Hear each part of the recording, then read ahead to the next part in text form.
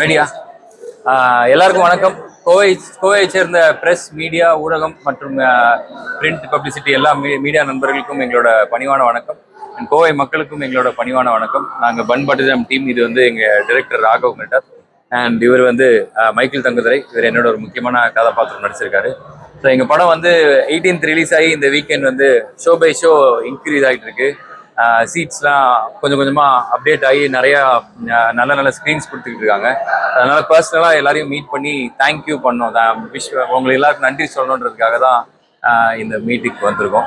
Thank you, ரொம்ப நன்றி. நீங்கள் எல்லாரும் கொடுத்த ஆதரவுக்கு ரொம்ப நன்றி. அண்ட் இது வந்து ஜென்சி அவங்கெல்லாம் பார்ப்பாங்க அப்படின்ற மாதிரி சொல்லி படம் உருவாச்சு. ஆனால் வந்து சர்ப்ரைசிங்காக வந்து படம் வந்து நிறையா விமெனுக்கு ரொம்ப பிடிச்சிருக்கு, லேடிஸ்க்கு ரொம்ப பிடிச்சிருக்கு, ஃபேமிலிஸ்லாம் நிறைய பேர் வந்து பார்க்குறாங்க. அண்ட் ஒருத்தங்களும் எங்களுக்கு சொல்கிற ஃபீட்பேக் வந்து ரொம்ப ஆச்சரியமாக இருக்குது. So thank you. உங்கள் எல்லாருக்கும், இந்த வீடியோ பார்த்துட்டு இருக்கிற எல்லாருக்குமே இது வந்து எங்களுடைய மனமார்ந்த நன்றி. This is more than life to us. Thank you so much. படத்தோட இயக்குனர் ராகவ் மெட்டா எல்லா இடத்துலையும் வந்து போகிற இடத்துலலாம் வந்து ஃபேமிலி ஆடியன்ஸோட ரெஸ்பான்ஸ் வந்து ரொம்ப சூப்பராக இருக்குது. ரொம்ப சந்தோஷம். என்னென்னா இந்தளவுக்கு ஓவரால் இளைஞர் ரெஸ்பான்ஸ் எதிர்பார்க்கல. இளைஞர்களுக்கு மேஜராக பிடிக்கும்னு நினச்சோம். பட் அதை தாண்டி பெண்களுக்கு ரொம்ப இது பிடிச்சிருக்கு. ரொம்ப பெரிய வரவேற்பு இருக்குது. அண்டு இது ரொம்ப ஒரு பாசிட்டிவான ஃபிலிம். உங்களை சிரிக்கவும் வச்சு கடைசியில் கொஞ்சம் சுண்டிக்கவும் வைக்கணுன்றது நான் நம்புகிறேன். அப்படின்னா ஃபீட்பேக்லாம் வந்து நான் அதை சொல்கிறேன். ஸோ நீங்கள் எல்லோரும் போய் தியேட்டர்ஸில் பாருங்கள். உங்களுக்கு கண்டிப்பாக 2.5 hours ஒரு நல்ல என்டர்டெயின்மெண்ட்டாக இருக்கும். ஒரு நல்ல சிரிக்க வச்சு ஒரு சந்தோஷம் கொடுக்குற ஒரு படமாக இருக்கும். ஒரு ஃபீல் குட் ஃபில்மாக இருக்கும். நீங்கள் பார்த்துட்டு உங்களுக்கு பிடிச்சிருந்தா சோஷியல் மீடியாவை டேக் பண்ணுங்கள். எங்ககிட்ட உங்கள் கருத்துக்களை தெரிவிங்க. உங்கள் ஃப்ரெண்ட்ஸ் கிட்ட, ரிலேட்டிவ்ஸ் கிட்ட சொல்லுங்கள். நீங்கள் குடும்பத்தோடு போய் பார்க்கக்கூடிய ஒரு நல்ல ஒரு ஃபில்மாக இருக்கும்.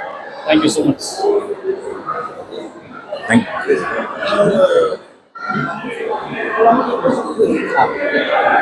கோயம்புத்தூர் மக்கள், பத்திரிகை, ஊடக நண்பர்களுக்கு என்னோட வணக்கம். நான் மைக்கேல். கோயம்புத்தூர் என்னோட சொந்த ஊர். என் சொந்த ஊரில் வந்து பிராட்வே சினிமாஸில் நம்ம பன் பட்டினம் படம் பார்க்குறது வந்து அவ்வளோ சந்தோஷமாக இருக்குது. ஒரு நல்ல படம் பண்ணியிருக்கோம். இது மொத்த குடும்ப சகிதமாக எல்லாரும் வந்து பார்க்கக்கூடிய ஒரு படம். எல்லாரும் தியேட்டர்ஸ் வந்து இந்த படத்தை பாருங்கள். பார்த்து இந்த மாதிரி சின்ன படத்தை வந்து பெரிய படம் ஆக்க வேண்டியது உங்களுடைய பொறுப்பு தான். ஸோ எங்களுக்கு சப்போர்ட் பண்ணுங்கள். தேங்க்யூ. இது மெயினாக இது ஒரே ஒரு விஷயம் சொல்லிக்கிறேன். என்னென்னா இது தியேட்டரிக்கல் எக்ஸ்பீரியன்ஸ் கொடுக்கக்கூடிய ஒரு படமாக இருக்குது. ஒரு பேக்டு ஹவுஸோட பார்த்தா ஒரு நிறைய இடத்துல கைத்தட்டுறாங்க, சிரிக்கிறாங்க. எல்லா ஜோக்ஸும் நல்லா ப்ராப்பராக லேண்ட் ஆகுது. ஏன்னா நான் வந்து இப்போ கிட்டத்தட்ட ஒரு 2-3 நாளாக எல்லா தியேட்டர்ஸுக்கும் போகிறோம். போகிற இடத்துலலாம் ஆடியன்ஸ் எப்படி என்ஜாய் பண்ணுறாங்கிறத கண்டிப்பாக பார்த்தோம். ஸோ டெஃபினட்டாக ஒரு நல்ல தியேட்டரிக்கல் எக்ஸ்பீரியன்ஸாக இருக்கும். ஸோ நீங்கள் கண்டிப்பாக போய் பாருங்கள். டிசப்பாயின்ட் ஆக மாட்டீங்க, என்ஜாய் பண்ணுவீங்க. எங்கள் படம் வந்து ஒரு கல்யாணம் மாதிரி, ஒரு மாதிரி கூட்டமாக எல்லாரையும் கூப்பிட்டு உட்கார வச்சு ஜனரஞ்சகமாக பண்ணால் தான் ஒரு ஜாலியாக இருக்கும். தனியாக போய் ரெஜிஸ்டர் ஆஃபீஸில் பண்ணோம் அப்படின்னா கல்யாணம் பண்ணுறவங்க மட்டும் தான் ஜாலியாக இருக்குமே தவிர ஒரு மாதிரி ஒரு செலிப்ரேஷன் மாதிரி இருக்காது. இப்போ எங்களுக்கு வந்து அந்த செலிப்ரேஷன் பாக்கியத்தை கொடுத்தீங்கன்னா நாங்கள் ரொம்ப சந்தோஷமாக இருக்கோம்.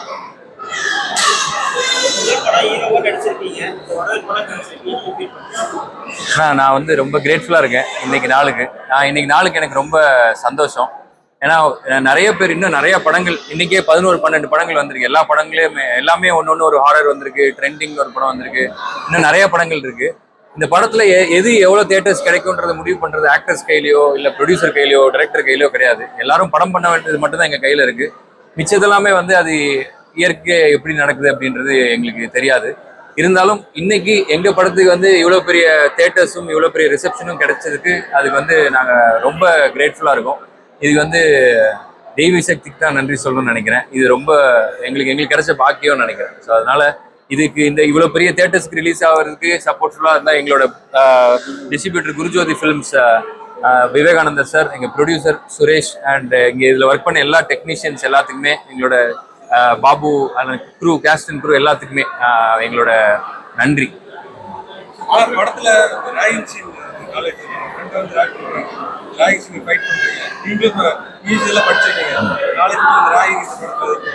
நான் காலேஜ்ல ரேகிங்கும் பண்ணதில்லை, ஃபைட்டும் பண்ணதில்லைண்ணா. அதாவது நானும் யாரை ரேக் பண்ணதில்லை, நானும் யாரும் உதாரணத்தை ஃபைட் பண்ணதில்லை. என்னைய ரேக் பண்ணியிருக்காங்க, என்னைய ஃபைட்ல போட்டு புலிக்குள்ள போட்டு புரட்டி எடுத்திருக்காங்க. அந்த மாதிரியான விஷயங்கள் நடந்திருக்கு. ஏன்னா அந்த வயசுல அதெல்லாம் நடந்திருக்கு. பட் இது படம்ன்றதுனால ஒரு ஸ்டண்ட் மாஸ்டர் இருக்கிறாரு. அவர் வந்து யாத்திசை படத்தோட stunt master, extraordinary stunt master. புதுசாக படம் வர்றோம், ஃபைட்லாம் பண்ணால் எப்படின்னா நம்மளை எல்லாம் கலாய்ச்சிருவாங்கன்னு சொல்லி நான் ஃபர்ஸ்டே இவர் சொன்னேன். ஆனாலும் இவர் வந்து காலேஜில் இருக்கக்கூடியதுக்கு ஏற்ற மாதிரி டோன் பண்ணி பண்ணியிருக்காங்க. ரொம்ப ஓவரா இல்லை, உங்களை இரிட்டேட் பண்ணலன்னு நினைக்கிறேன். அந்த மாதிரி அப்படியா? நீங்க அப்ப பார்த்திருப்பீங்களா அந்த சண்டையை? அந்த ராயிங் சீன்ல பாத்தீங்கன்னா இடையில விக்ராந்த் வருவாரு. ஆமா, அது எப்படி அந்த situation? அது வந்து டைரக்டர் ஒரு முக்கியமான ரோல் இருந்தது. ஒரு சர்ப்ரைஸாக தான் வச்சிருந்தோம். ஆக்சுவலாக படம் ரிலீஸ் ஆனதுக்கு அப்புறமா தெரியும் விக்ராந்த் நடிச்சிருக்காருன்ட்டு. எங்களுக்கு வந்து ஒரு சின்ன தளபதி மாதிரி தான் அவர் ஆக்சுவலாக பார்த்தாலே ஸ்க்ரீனில் வந்து ரொம்ப மாசா சூப்பரான ஒரு ஸ்டைலாக வந்திருப்பாரு. அதுக்கு நல்ல ரிசப்ஷன் இருக்கு. இப்போ யாருமே எதுவுமே தெரியாமல் வந்து பார்க்குறவங்களுக்கு சடனாக வந்து அங்கே விக்ராந்த் ப்ரோவை காட்டும்போது ஒரு பெரிய ரெஸ்பான்ஸ் இருக்கு. சின்னத்திரம் மூலமா ஏற்கனவே வந்து எல்லாருடைய மனசுல உள்ள போயிருக்கீங்க. பெரிய திரைக்கு வந்து இப்போ வந்து உங்களுடைய பயணம் எது நோக்கி போகுது? சின்னத்திரம் வர்றதுக்கு கம்ஃபர்டபுளா இருக்கா? ஆமா, நான் சின்னத்திரை ரொம்ப கம்ஃபர்டபுளா இருக்கு. வர்றது கம்ஃபர்டபுளா இருக்கு. ஏன்னு சொன்னாக்கா இன்னைக்கு இந்த படம் கிடைச்சதோ, இன்னைக்கு எனக்கு இந்த ரிசப்ஷன் கிடைச்சதோ, என்னை ஒரு ஆளா வெளியில அடையாளம் தெரியுதுன்னா அது காரணம் வந்து விஜய் டிவி. அதுல இருக்கக்கூடிய ஷோ பிக் பாஸும் சிடபிள்யூசி அந்த மாதிரியான விஷயங்கள் தான் என்னை வெளியே தெரிய வைக்குது. பிக் பாஸ்ல வந்து நம்ம வின் பண்ணதுனால தான் வந்து எனக்கு இந்த படமே கிடைச்சது. ஸோ அப்படிப்பட்ட ஒரு பெரிய பிளாட்ஃபார்மை ஏற்படுத்தி கொடுத்தது வந்து விஜய் டிவி. அண்ட் இன்ஃபேக்ட் வந்து பிக் பாஸ் முடிச்ச உடனே ஜியோ ஹாட் ஸ்டார்ல நானே எழுதி இயக்குறதுக்கு எனக்கு ஒரு படம் வாய்ப்பு கிடைச்சது. அது எழுதிட்டு இருந்தா அது ஸ்டார்ட் ஆகுறதுக்கு கொஞ்சம் நேச்சுரலி டிலே ஆச்சு. இருந்தாலும் வந்து அவங்கள்ட்ட இருந்த கான்ட்ராக்டை தாண்டி என்னை இந்த படம் பண்ண அனுபவிச்சதுக்கு யாரும் விட மாட்டாங்க. அந்த மாதிரி அனுபவிச்சதுக்கு ஜியோ ஹாட் ஸ்டாரை சேர்ந்த எல்லா என்னோட நண்பர்களுக்கும் என்னோட நன்றியும் நான் இந்த நேரத்தில் சொல்லிக்கிறேன். தமிழ் சினிமாவில் வர வர இப்போதைய காலகட்டத்தில் வந்து ஆங்கில படத்தோட டைட்டில் அதிகமாக இது வந்து எதுக்காக நம்மளோட படத்துடைய ப்ரொமோஷனுக்காகவா இல்லை எதுக்காக மக்கள் ஈஸியாக போகணுங்கிறதுக்காகவா? இல்ல கதையில வந்து தமிழ் சினிமாவுக்கு வந்து ஆங்கில படத்துடைய ஆதிக்கம் தலைப்பு இல்லைங்க. அது அந்த மாதிரி நம்ம வைக்கல. படத்துக்குள்ள ஒரு கான்செப்ட்ல இது நம்ம சின்ன வயசுல ஸ்கூல்ல படிக்கும்போது ஏதாவது ஒரு உணவுப் பொருளோட கனெக்ட் ஆகும் இல்லையா? ஏதாவது போய் பஃப்ஸ் சாப்பிடுவோம், இல்லை ஏதோ ஒன்று சாப்பிடுவோம், ரசனான ஒன்று இருக்கும். ஏதோ ஒரு உணவுப் பொருளோட நம்ம கனெக்ட் ஆயிருக்கும் சின்ன வயசுல ஸ்கூல் படிக்கும்போது. அது மாதிரியான ஒரு உணவுப் பொருள் வந்து தேவைப்பட்டது இந்த படத்தோட டைட்டில் வைக்கிறதுக்கு. ஸோ அதனால யதார்த்தமா அமைஞ்சது தான். இது வந்து கேட்சியா அமைஞ்சிருச்சு. அவர் சொன்னது, நீங்க சொன்னது உண்மைதான். ஓடிடியில எல்லாரும் வாங்குறாங்கல்ல, வாங்கி பார்க்கும்போது எல்லா மொழி பேசுறவங்களுக்கு ஈஸியாக தெரியணுன்றதுனால அப்படி வைக்கிறாங்கன்னு. ஆமா ஆமா, நம்ம அந்த இதுல வைக்கிறோம். ஆனா நமக்கு கதையோட தொடர்பு இருக்கிறனால தான் வச்சிருக்கோம். நாங்க வந்து அதே தமிழ்ல வச்சா ரொம்ப ஒரு மாதிரி இருக்கும்ல, ரொட்டி வெண்ணெய். ஜாமுக்கு தமிழே இல்லையே. ஆமா அம்மா கேரக்டர் சரண்யா அவங்க பெரிய பெரிய ஸ்டாருக்கு கிடைச்சிருக்காங்க. ஆமா, அதுதான் இருக்கு. அது ஒரு பிளெஸிங். முதல்ல படம் ஆரம்பிக்கும் போது எங்களுக்கு நடந்த பெரிய ஆசீர்வாதம் அது. அவ்வளோ தமிழ் சினிமாவில் இருக்கக்கூடிய எல்லா ஹீரோஸுக்கும் அம்மாவா நடிச்சவங்களுடைய லிஸ்ட்ல வந்து நம்மளோட ஃபர்ஸ்ட் படத்துல எனக்கு அந்த வாய்ப்பு கிடைச்சது ரொம்ப கிரேட்ஃபுல்லா இருக்கேன். அதுக்கு வந்து அதை ஏற்படுத்தி கொடுத்த ப்ரொடியூசர் அண்ட் டைரக்டருக்கு என்னோட மனமார்ந்த நன்றி. நன்றி.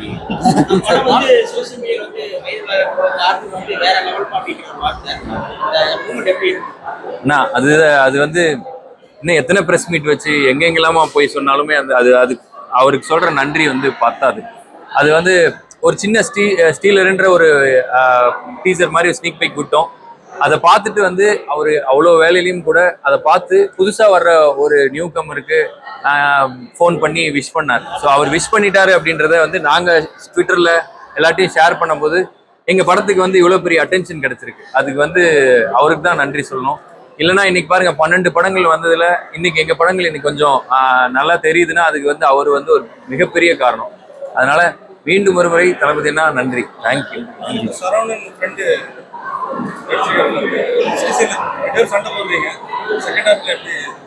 ஆனா இது வந்து ஜாலியான படம் தான். சண்டையா இருந்தாலும் சரி, காமெடி, அதுல இருக்க இமோஷன் எல்லாமே வந்து லைட்டாவே இருக்கும். படங்கள் இப்ப என்னன்னா எல்லாருக்குமே நிறைய ஸ்கிரீன் டைம் இருக்கு, நிறைய ஸ்க்ராலிங் பண்றாங்க, நிறைய படம் பாக்குறாங்க. எது பார்த்தாலும் அவங்க மனசை ரொம்ப உள்ள டீப்பா போய் அழுத்தாம ஒரு லைட்டா ஃபீல் குட்டா இருக்கிற மாதிரி இருக்கு. இப்போ ஃபர்ஸ்ட் ஹாஃப் நீங்க பாத்துட்டீங்க, செகண்ட் ஹாஃப்ல நீங்க கேட்டதுக்கு ஏற்ற மாதிரி நிறைய விஷயங்கள் படம் முடியும் போது ஒரு பாசிட்டிவா இருக்கும், பாசிட்டிவான ஃபீலோட இருக்கும்.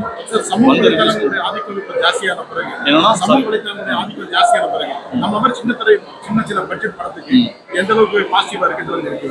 இல்ல ரொம்ப பாசிட்டிவா இருக்குண்ணா. எதையுமே வந்து இல்ல எதுவுமே வந்து நம்ம பாக்குற பார்வை தானே. நம்ம வந்து ஒரு உலகத்துல நல்லது இருக்கு கெட்டது இருக்கு. நம்ம நல்லதே பார்த்தா நல்லதே நடக்குன்ற மாதிரி தான். அந்த ஒரு இதுதான் சோசியல் மீடியான்றது. ஒரு நெகட்டிவா பார்க்க வேண்டிய அவசியம் இல்லை, ஒரு பாசிட்டிவாவே பார்க்கலாம். ஏன்னா நம்ம போய் இறங்கி ப்ரொமோஷன் பண்ணோம் அப்படின்னா பிசிக்கலா எவ்வளவோ செலவு பண்ணோம். பட் சோசியல் மீடியால வந்து ஈஸியா ஒரு நல்ல விஷயம் வந்து யாரோ ஒருத்தர் நல்ல ரிவ்யூ சொல்றாங்க, ஒரு ஃபேமிலி ஆடியன்ஸ் வந்து சூப்பர்னு சொல்லும் போது அது ஈஸியா சோசியல் மீடியாவில் பரவுது. அது பாசிட்டிவா தான் எங்களுக்கு இருக்கு. ரெண்டு கூட விஷால் சொல்லியிருந்தாரு, ஒரு 3 நாளைக்கு ரிவ்யூ சொல்ல வேண்டாம் அப்படிங்கிற மாதிரி ஒரு விஷயம். ஆமா, அதுதான் சரி கேட்க மாட்டாங்க, எல்லாரும் சொல்லிடுறாங்கண்ணா. இப்போ படத்தோட டேஸ்ட் வந்து ரிவ்யூ வரும்போது படத்துக்கு வந்து அது பின்னடைவு ஏற்படுமா? இல்ல கண்டிப்பா நான் என்னன்னா மக்களுடைய பார்வையில வந்து அது என்னன்னு தெரியறதுக்கு முன்னாடியே ஒரு ப்ரிஜுடைஸ்டு மென்டாலிட்டியோட ஒன்று போடும்போது என்ன ஆகும்னா டெஃபினட்டா சின்ன படங்களுக்கு ரொம்ப அஃபெக்ட் பண்ணும். அவங்க டக்குன்னு வராமல் போயிடுவாங்க. வந்து பார்க்கலாமோ, ஒரு டிசைனர் டீசர் ட்ரெய்லர்லாம் பார்த்துட்டு அவங்களே ஒரு முடிவு பண்ணுவாங்க இல்லையா, இந்த படம் பார்க்கலாமா வேணாமான்னு அவங்களுக்கு ஒரு ஆடியன்ஸ்க்கு ஒரு முடிவு இருக்கும். அவங்க புக் பண்ணலான்னு போகும்போது இப்படி ஏதாவது ஒரு ரிவ்யூ டக்குன்னு போடும்போது பயங்கரமா இம்பாக்ட் பண்ணும். அது டெஃபினட்டா சின்ன படங்களுக்கு பெரிய அளவில் அஃபெக்ட் பண்ண தான் செய்யும். இன்னைக்கு வந்து அதுனா அந்த எல்லா ரிவ்யூஸையும் நாங்கள் மதிக்கிறோம். எல்லா ரிவ்யூவர்ஸ்க்கும் வந்து they have all our respect. In fact நாங்களே படம் போகிறதா இருந்தால் கூட உங்கள் ரிவ்யூஸ்லாம் பார்த்துட்டு தான் போகிறோம். ஆனால் ரிவ்யூன்றது வந்து பாசிட்டிவாக சொல்கிறது, நெகட்டிவாக சொல்கிறது, ரெண்டும் கலந்து சொல்கிறது தான் ரிவ்யூ. எப்போவுமே அதுதான் ரிவ்யூ. இல்லைன்னா அந்த படத்தை கிண்டல் அடிக்கிற மாதிரி பண்ணுறது வந்து தப்புன்னு நினைக்கிறேன். மற்றபடி யார் வேணாலும் ரிவ்யூ பண்ணலாம், உங்களுக்கு தோன்றது என்ன வேணால் சொல்லலாம். ரிவ்யூ பண்ணுறதுன்னு அந்த பொறுப்புல பண்ணுறவங்க வந்து இன்னைக்கு ப்ரெஸ்ஸோட பொறுப்பை தான் வந்து கையில் கேமரா இருக்குன்றதுனால எல்லாருமே அதை பண்ணுறாங்க. ப்ரெஸ்ஸு தான் ஆத்தென்டிக்காக பண்ண வேண்டிய விஷயங்களை எல்லாருமே இன்னைக்கு பண்ணுறாங்க. பட் அந்த மாதிரி விஷயங்கள் பண்ணும்போது உங்களை நம்பும்போது, நிறைய ஃபாலோவர்ஸ் உங்களை பார்க்கும்போது இன்ஃப்ளூயன்ஸ் ஆகும்போது, இப்போ நாமளுமே இப்போ படம் பார்க்கும்போது நாங்கள் சில விஷயம் கற்றுக்குறோம். நமக்கு இவ்வளோ ஃபேமிலி ஆடியன்ஸ் வர்றாங்க, இவ்வளோ லேடிஸ் வர்றாங்கன்னா இனிமேல் இருக்கிற படத்தில் வந்து சிகரெட் அடிக்கிற மாதிரி நிறையா நடிக்கக்கூடாது, தப்பான காட்சி நிறையா கூடன்னு பார்த்து தெரிஞ்சுக்கிறோம்.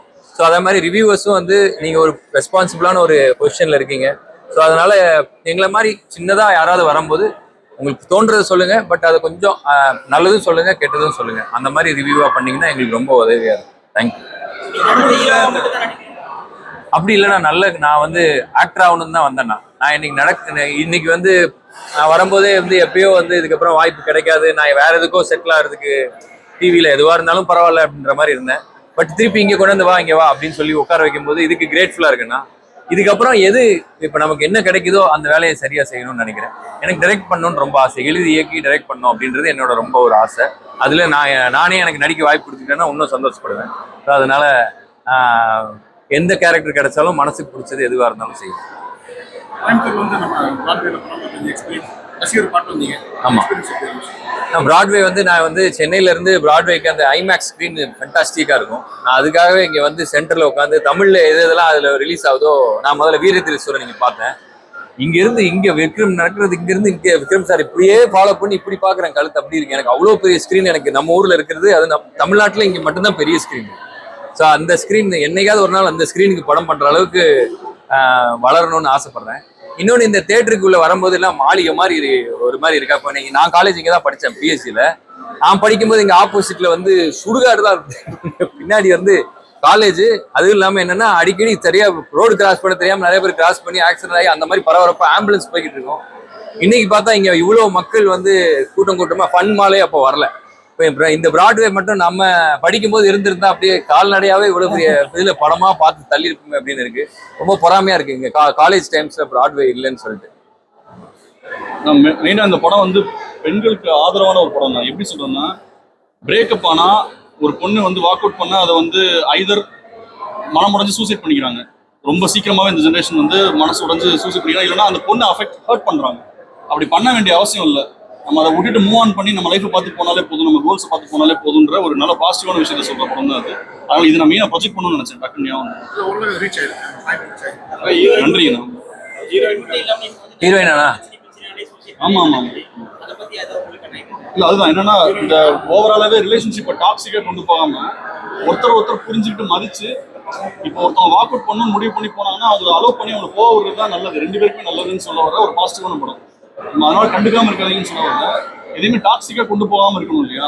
அது வந்து ரொம்ப பாசிட்டிவான ஒரு ஆங்கிள் காட்டியிருக்கோம். நிறைய பேரண்ட்ஸ் வந்து எனக்கு ஃபோன் பண்றாங்க, நீங்க எடுத்தது ரொம்ப நல்ல விஷயம். ஏன்னா அவங்க சைடுல அஃபெக்ட் ஆன பசங்களை பத்தி அவங்க சொல்றாங்க, இந்த மாதிரி நடந்தது, நீங்க எடுத்தது ரொம்ப நல்ல விஷயம், இது கண்டிப்பா நிறைய பேரோட மனசை மாற்றுன்னு சொல்றாங்க. ஸோ அந்த வகையில ரொம்ப சந்தோஷமா இருக்கும். அதான் அவருங்க அதான் கேட்டாரு, ஹீரோயின் வரலையான்னு கேட்டாரு. நீங்க என்ன எதிர்பார்த்து வந்திருக்கீங்கன்னு எனக்கு இப்பதான் தெரியுது. ஆனா வந்து சாரி உங்களை ஏமாத்தினதுக்கு. நாங்களுமே ஹீரோயின் வருவாங்கன்னு ஒரு சந்தோஷத்துல இருந்தோம். அது என்னன்னா, படம் ஃபர்ஸ்ட் இதுல நல்ல இதானதுக்கு அப்புறம் ஒரு ஹீரோயின் வந்து அதீத சந்தோஷத்துல உடம்பு சரியில்லாம அங்க சென்னையில இருக்காங்க. இன்னொரு ஹீரோயினுக்கு வந்து ஏற்கனவே இந்த படம் ரஷ்ல இருக்கும் போதே ஒரு படம் பார்த்து அவங்களுக்கு கமிட் ஆகி இன்னொரு படத்துல ஷூட்டிங் போயிருக்காங்க. ஸோ உங்க எல்லாரும் மூலமாகவும் அவங்க 2 பேருக்கும் நீங்களே விஷ் பண்ணிருங்க அவங்களுக்கு. அவங்க என்னங்க ஜோ பட ஹீரோயின் அவங்க வந்து ஷூட்டிங் போயிருக்காங்க. ஆதியா வந்து கேரளால இருந்து இந்த மாதிரி எல்லா தியேட்டருக்கும் வரணும்னு சொல்லி டிக்கெட் எடுத்துட்டு வந்தாங்க. பட் அவங்க நம்மளை ஜாயின் பண்ண முடியல. She is not well. இந்த மாதிரி கேட்கும்போது ஜாலியா இருக்கு. அதை வெளியில சொல்லணுன்ற அளவுக்கு ஆசையா இருக்கு. ஆனா வந்து அந்த ப்ரொடக்ஷன்ல இருந்து அவங்க பண்ணா இன்னும் நல்லா இருக்கும் அப்படின்றதுனால இது படம் வந்து மியூசிக் போடுறதுக்கு முன்னாடி இருக்கிற ஸ்டேஜ்லேயே வந்து சார் நிறைய டிஸ்ட்ரிபியூட்டருக்கு எல்லாருக்கும் போட்டு காமிச்சாங்க. இண்டஸ்ட்ரியிலலாம் நல்ல பேர் வந்தது. ஸோ அப்படி இருக்கும்போது ஒரு பெரிய டைரக்டர் முதல்ல ப்ரொடியூஸ் பண்ணக்கூடிய ஒரு பேனரில் எனக்கு நடிக்கிறதுக்கு வாய்ப்பு கொடுத்துருக்காரு. ஸோ அதை வந்து அவரே வந்து இன்னும் கொஞ்சம் நல்ல அனௌன்ஸ் பண்ணுவாங்க. இந்த மாதிரி 3 படம் சைன் பண்ணியிருக்கேன். ஸோ ஒன்று அடுத்து சைன் பண்ணியிருக்கேன். ஸோ எப்பவுமே நம்மளுக்கு அடுத்து நடக்கிற நல்ல விஷயத்துக்கு வந்து இதுக்கு முன்னாடி என்ன விஷயம் நடந்ததோ அதுதான் காரணம்னு நினைக்கிறேன். ஸோ அதை வந்து என்னை நல்லபடியாக பயன்படுத்தி எனக்கு ஒரு நல்ல படம் கொடுத்துருக்கு. தேங்க்யூ, நன்றி. அடுத்த படங்கள்ல யார் ஹீரோ ஐடியா வச்சிருக்கீங்க? உங்களோட அடுத்த படங்கள்ல வந்து வேற பெரிய ஹீரோ வச்சு படம் பேசிட்டு இருக்கோம். இன்னும் நான் வெளியே சொல்ல முடியாது. இதே மாதிரி சொன்ன மாதிரி நம்ம வந்து அஃபிஷியலாக வரும்போது டெஃபினட்டாக அனௌன்ஸ் பண்ணுவோம். நிறைய பாசா ட்ரெண்டிங் வந்து லைக் வந்து திரும்ப ஒரு போஸ்ட் ஆன மாதிரி அந்த மாதிரி நிறைய படங்கள் ஹிட் ஆகுது. எங்க படமும் அப்படி ஆகணும்னு நினைக்கிறேன். இல்லை நீங்க மாஸ் நிறைய படங்கள் இல்லை அதான் மக்கள் வந்து அதான் நம்ம என்ன நினைக்கிறோன்னா மக்களுக்கு பிடிச்ச படம் பிடிச்சா அதை வந்து சப்போர்ட் பண்ணுவாங்க. அது பிடிக்கலன்னா அது எவ்வளோ பெரிய படமாக இருந்தாலும் அவங்க ரிஜெக்ட் பண்ணுறாங்க. அவங்களுடைய மனநிலையை பொறுத்து தான். அவங்களுக்கு அது பிடிச்சிருக்கு அப்படின்னா அது வந்து சின்ன படமா பெரிய படமா அவங்க அப்படி பார்க்கறது இல்லை. அவங்க பார்த்து என்ஜாய் பண்ணுற படத்தை அவங்க ஈவன் ரிவ்யூஸை கூட அவங்க கவனிக்கிறது இல்லை. அவங்களுக்கு பிடிச்சிருச்சுன்னா அதை கண்ண மூடி சப்போர்ட் பண்ணுறாங்க. அவங்களுக்கு பிடிக்கலன்னா எவ்வளோதான் நம்ம சூப்பர்னு சொன்னாலுமே அதை ரிஜெக்ட் பண்ணிடுறாங்க. மக்கள் ரொம்ப தெளிவாக இருக்காங்கன்றது கவலைப்படுது. அவங்களுக்கு அந்த காலம் முடிஞ்சிச்சுன்னா இனிமேல் நம்ம வந்து வெறும் அதை மட்டும் வச்சு நம்ம இது பண்ண முடியாது. கதை நல்லா இருந்ததுன்னா தான் படம் அந்த பிரம்மாண்டமா நீங்க சொல்றீங்க இல்லையா, நீங்க கேட்குற கேள்வி நான் சொல்றேன். அதனால மட்டுமே மக்கள் வந்து அட்ராக்ட் ஆகி வந்துட மாட்டாங்க. நல்லா இருந்ததுன்னா பார்ப்பாங்க, நல்லா இல்லைன்னா ரிஜெக்ட் பண்ணிப்பாங்க.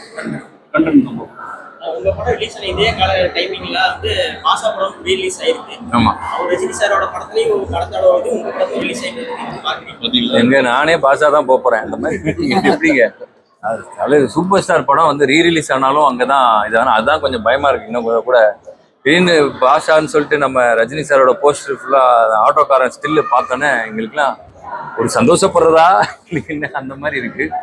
ஆனா வந்து நம்ம படம் ஓடும்போது பக்கத்துல தலைவர் படம் இருக்கு அப்படின்றது அது ஒரு பெருமை இல்லை. இந்த மாதிரி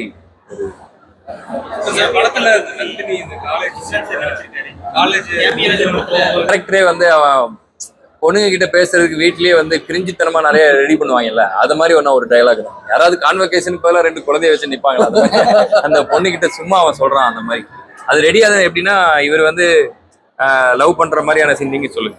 இல்ல அதான் ஒரு நிறைய பசங்க வந்து பாய்ஸ் ஸ்கூல்லே படிச்சிருப்பாங்க, பெண்கள் கிட்ட பேசி பழக்கமே இருக்காது. அதுவே பெண்கள் மீதான குற்றம் அதிகமான காரணத்துக்கு என்னன்னா அவங்கள பத்தின புரிதல் இல்லை இல்லையா, சைக்காலஜிக்கலா பெண்களை பத்தின புரிதல் இல்லை.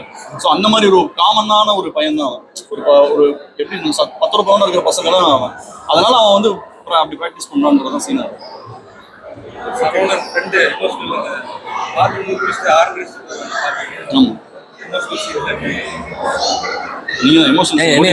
அந்த நிர்வாண காட்சியானா இல்ல ஐயோ இதை சொல்லிடாதீங்க.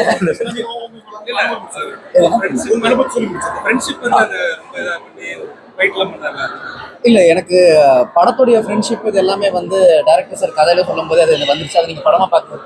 எனக்கு அதை விட ரொம்ப ஒரு முக்கியமா ஸ்பெஷல் என்னன்னா எனக்கு ஒரு ராஜுவோட ஃப்ரெண்ட்ஷிப் எனக்கு கிடைச்சிருக்குது இந்த படத்துல. ஆன் அண்ட் ஆஃப் அவ்வளோ வந்து நாங்க என்ஜாய் பண்ணியிருக்கோம் அந்த படம். ஸோ ஒரு ஃப்ரெண்ட்ஸ் எப்படி இருக்கணும், அவங்களுக்குள்ள எத்தனை பிரச்சனைகள் நடக்கும், அவங்க திரும்பி எப்படி என்னென்ன நடக்குது அவங்க லைஃப்ல அப்படின்றது தான் இதுலயும் நாங்கள் போர்ட்ரேட் பண்ணியிருக்கோம். ஸோ படமா பார்க்கும்போது அந்த அனுபவம் அவங்களுக்கு புரியுது. சூப்பராக பாருங்க.